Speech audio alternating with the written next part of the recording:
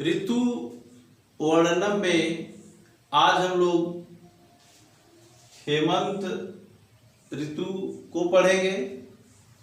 हेमंत ऋतु में काफ़ी ठंडक पड़ती है और ठंड के समय में जो धूप है या जो दिन है वह बहुत सुखद होता है।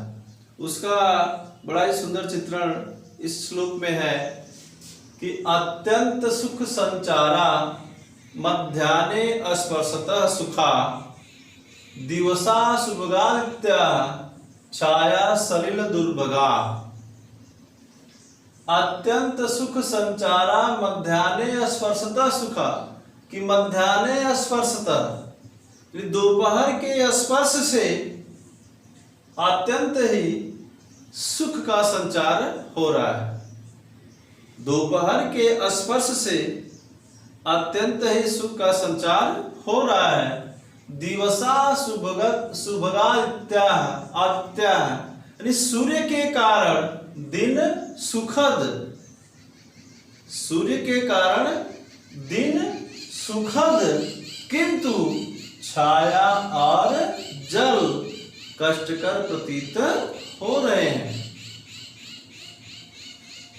अत्यंत सुख संचारा मध्याह्ने स्पर्शतः सुखा यानी मध्याह्न के स्पर्श से यानी दोपहर के समय अत्यंत ही सुख का संचार होता है।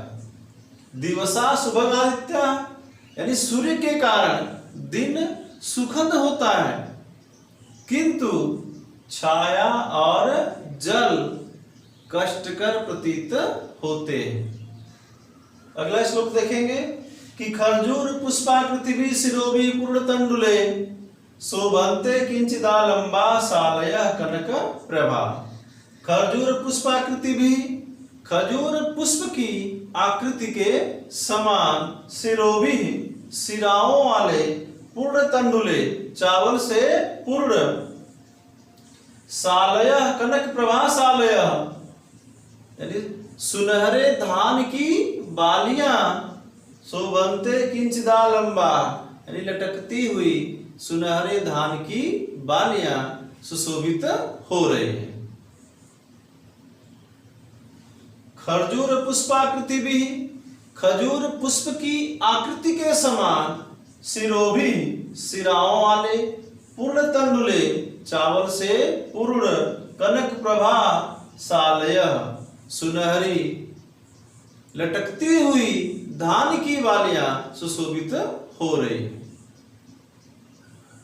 अगला श्लोक है एते ही समुपासिना विहगा जलचारिणा।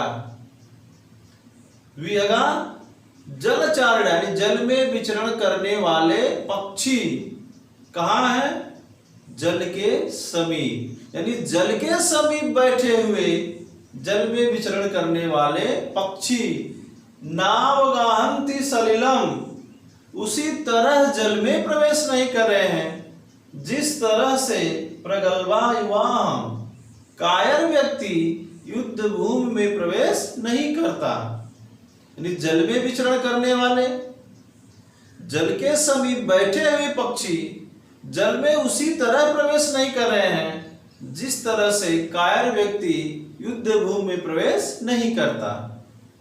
और हेमंत ऋतु का अंतिम श्लोक देखेंगे अवस्यायतम मुनर्धा यानी ओस से ढकी हुई निहार तमसावित्ता और कुहरे के अंधकार से ढकी हुई भी पुष्पा पुष्प रहित वृक्षों की डालियां प्रसुप्ता ही लक्ष्यन्ते सोई हुई सी प्रतीत हो रही है। यानी ओस से ढकी हुई कुहरे के अंधकार से ढकी हुई पुष्प रहित वृक्षों की डालियां सोई हुई सी प्रतीत हो रही है। पूरे श्लोक एक बार हम फिर देखेंगे कि अत्यंत सुख संचारा मध्याह्ने स्पर्शतः सुखा कि मध्याह्न यानी दोपहर के समय दोपहर के स्पर्श से अत्यंत ही सुख का संचार हो रहा है। दिवसा शुभगादित्या सूर्य के कारण दिन सुखद, किंतु छाया सलिल दुर्भगा, किंतु छाया और जल कष्टकर प्रतीत होते हैं। खरजूर पुष्पाकृति भी शिरोवी पूर्ण तंडुले, कि खजूर पुष्प की आकृति के समान सिराओं वाले, चावल से पूर्ण शोभन्ते किंचिदा लंबा सालय कनक प्रभा, यानी सुनहरे लटकती हुई धान की बालियां सुशोभित हो रही हैं। एते ही समुपासिना वेगा जलचारिण, कि जल के समीप बैठे हुए जल में विचरण करने वाले पक्षी, नावगहन्ति शैलम प्रगल्भा, कि जल में उसी तरह प्रवेश नहीं कर रहे जिस तरह से प्रगल्भा युवा, कि कायर व्यक्ति दुभूम में प्रवेश नहीं करते।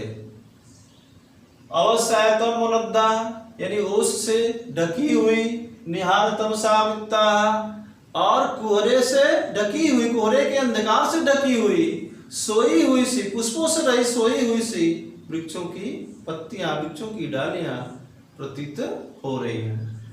अवसायतम मुनद्दा, यानी ओस से ढकी हुई, निहार तमसाविता, ओस से ढकी हुई, और कोहरे के अंधकार से ढकी हुई, विपुष्पा, पुष्प रहित वृक्षों की डालियां सोई हुई सी प्रतीत हो रही है।